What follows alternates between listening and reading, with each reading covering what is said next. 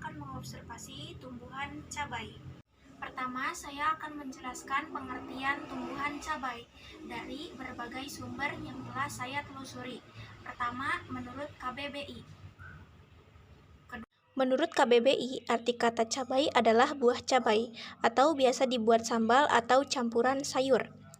Cabai memiliki arti dalam kelas nomina atau kata benda sehingga cabai dapat menyatakan nama dari seseorang, tempat, atau semua benda dan segala yang dibendakan. Kedua, menurut Wikipedia. Menurut Wikipedia, cabai atau cabai merah atau lombok adalah buah dan tumbuhan anggota genus Capsicum. Buah dapat digolongkan sebagai sayuran maupun bumbu, tergantung bagaimana digunakan. Sebagai bumbu, buah cabai yang pedas sangat populer di Asia Tenggara sebagai penguat rasa makanan. Lalu, menurut para ahli. Menurut Cahjadi 2010, tanaman cabai berbatang tegak yang berbentuk bulat.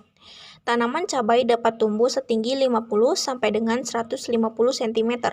Merupakan tanaman perdu yang warna batangnya hijau dan beruas-ruas yang dibatasi dengan buku-buku yang panjang tiap ruas 5 sampai dengan 10 cm dengan diameter data 5 sampai dengan 2 cm.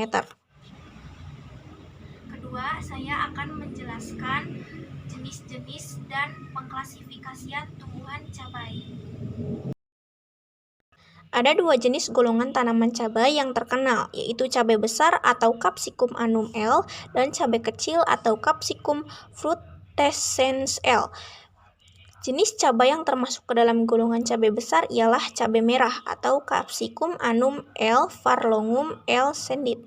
Cabai tersebut buahnya panjang, dengan ujungnya runcing dan posisinya menggantung pada ketiak daun. Ketika muda, warna buahnya hijau. Setelah tua, berubah menjadi merah. Adapun varietas yang tahan hujan ialah tampar dan keriting. Cabai keriting buahnya kecil, panjang, langsung, dan lurus serta tahan terhadap hujan. Selain cabai merah, jenis yang tergolong cabai besar ialah paprika, cabai bulat atau cabai domba, dan lain sebagainya.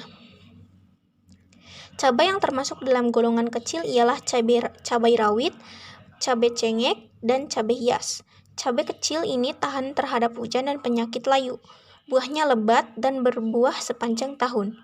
Cabai rawit atau cabai jemprit ini buahnya kecil, pendek, dan berdiri tegak pada ketiak daun. Rasanya pedas sekali sehingga dapat merangsang selaput kendang telinga.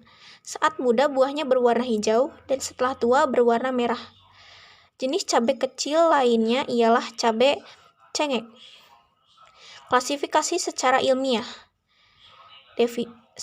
Divisi spermatofita. 2. Subdivisi sama dengan Angiospermae, kelas Dicotyledon, ordo Solanales, famili Solanaceae, genus Capsicum, spesies Capsicum sp.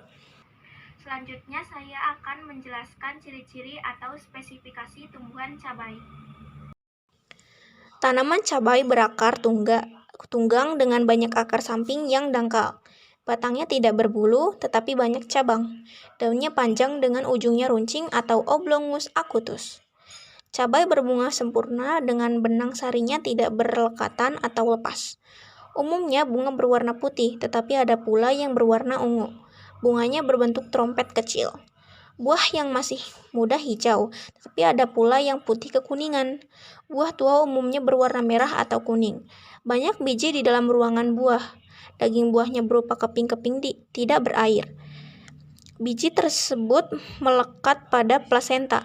Buah cabai mengandung zat capsaicin yang pedas dan merangsang. Cabai mengandung minyak ahteris yang memberi rasa pedas dan panas. Selain itu, jenis tanaman ini pun banyak mengandung vitamin A dan vitamin C.